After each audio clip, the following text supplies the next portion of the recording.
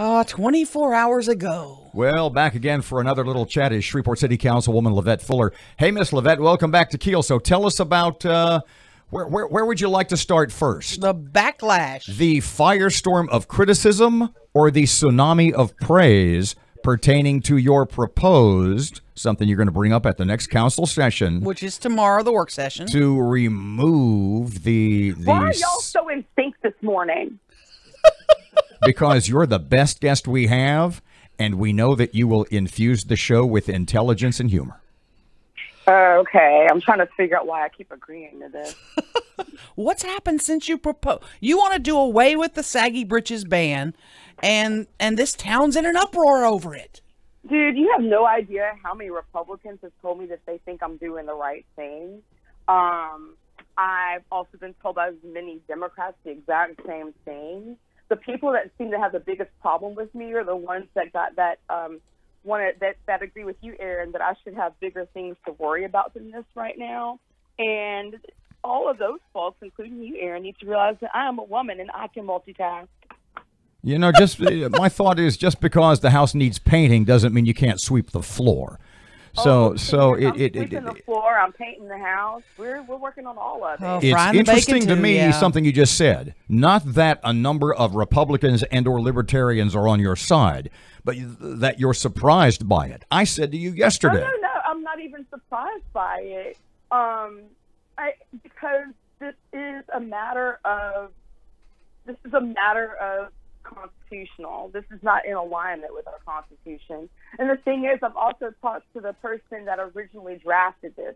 And let me remind you, the reason that this got my attention is that it came up as probable cause for detaining a man who ended up losing his life in a shots-fired situation with a police officer that has people concerned about what's actually happening with our police department. And they're asking for citizen review of our police. Now, that's pretty serious to me. And the idea that someone could say, I was stopping someone for their saggy pants, and that ended in an altercation where someone lost their life, when it's a law that shouldn't have been on the books in the first place. So it's not like I just grabbed this out of the sky. The ordinance passed in 2007. It was who was behind it back then? Because that was Cedric Glover was mayor. Calvin Lester sponsored it, and I talked to him, and I don't want to speak for him, but my understanding from what he told me is that it was never the intent of this to be used as a reason to stop people for probable cause. It was more about modifying behavior of young people. They weren't even worried about how adults wore their clothes. They were just trying to get young people to and dang pants up. Your phone's breaking up a little bit, but Caddo Commission passed a similar measure a few years later, pushed by a man who comes before you guys now, fighting for the rights of African Americans, former Commissioner Michael Williams, who pushed for this ban, saying he was very okay right now. He would not say that today, would he? I'm really not sure what he would say, because I don't really. I'm just wondering how he feels about his time in camp, and maybe it changed him. Yeah. Were you surprised at all? And I was reading all the thousands. Actually, it was over 100. Comments on your Facebook page yesterday and into last night, the back and forth, the varying views from black folks in the city of Shreveport. Were you surprised by that? Tell us what you think about that. This is about respectability politics. People, well, one, I understand that no one wants to look at it. I don't want to look at it. But people are really interested in governing things that they can't control any other way. Now, our society already has consequences for people that do stupid stuff. If the crack of your behind is showing long enough in public for someone to see it, that is publicly indecent. That is basically showing your nude behind. We already have a law for that. But what people are wanting to govern is the fact that they just don't like seeing somebody's underpants. I don't blame them, but that's not how laws are supposed to work. And so So a lot of people, I understand where they're coming from, the fact that this is something we can't control. But you know what? There's consequences. If you go around looking like someone that makes bad choices, if you walk into a job interview looking that way, you're not getting the job. If you walk on a private property, people can say, I refuse you service until you pull your pants up. We don't need to have legislation on top of that. Police Chief Ben Raymond is going to join us at 8:10 to talk about this, but I've heard at least one council member say you're taking a tool out of his tool belt that he can use to enforce the laws. Your reaction to that?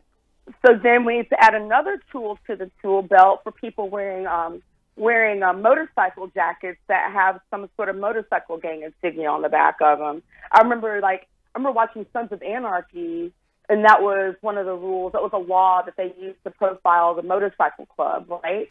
So maybe we need one of those. Yeah, we need another one, too, for some cocktail waitresses who have all this voluminous stuff showing. Oh, I'm not so sure about that, ladies. Oh, you want to keep that? Yeah. So, Robert, I hear you. Yeah. And I mean, I see them in their Daisy Dukes that have their little cheeks hanging out the bottom. We need a law for that, too. You know, Miss LeVette, I think I mentioned yesterday, I go through life with sort of a Martin... And then maybe we can have a law for face tattoos. I go through life with a sort of Martin Niemöller view, i.e., and when they came for me, there was no one left to complain.